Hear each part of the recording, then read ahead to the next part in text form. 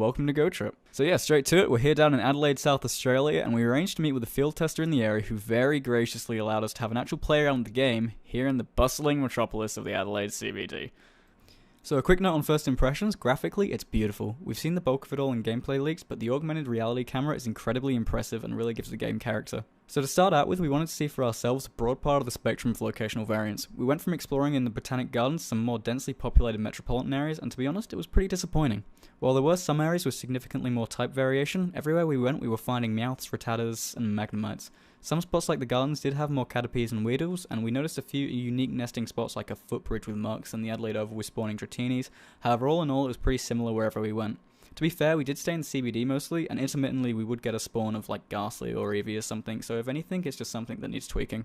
So next is our impressions on combat and CP. Now, as the player levels, the high end of the CP range increases, but the low end stays the same. The account we used was fairly high level, and we found we were catching a lot of low range common Pokemon and just discarding them. Something to note about CP also is that for the most part it kind of breaks battling. In gyms, we never really had to worry about type effectiveness because the Pokemon we were using were too high level. Even a difference of a couple hundred CP meant that our not very effective attacks were still dealing huge damage. There are probably a lot of ways around this problem. Scaling attack damage is one, or even just reducing the extremity of high CP damage in gym battling, but this is the closest thing we have to leveling a Pokemon, and that still is an important mechanic, so let me know what you think. On the subject, next up is gyms. So far I will say that gyms actually look pretty promising. The battle system, while different, is pretty fun. So far only quick attacks are really useful due to some minor bug and lag issues, which also sort of ruins dodging because player position isn't live, and with special attacks the same amount of damage can be dealt in the time it takes to use one just by quick attacking. Type effectivity does exist, but again it is vastly overwhelmed by CP value. The problem so far is that gyms aren't really worth defending. The concept is cool, but realistically it's a lot more efficient to gain XP from catching and evolving, and placing a Pokemon to defend a gym is a life sentence and you will not see it again. The only way out is death, so sinking high CP Pokemon into gyms is a pretty big waste of all that effort. Distribution of gyms so far is about 1 in 1,000 Ingress portals, which we found was just the right balance of distance travelled and gameplay gotten. Finally, I'm going to talk about item drops, catching, and evolutions. Pokestops occupy just about 20 to 30% of current Ingress portals and are really generous with their drops.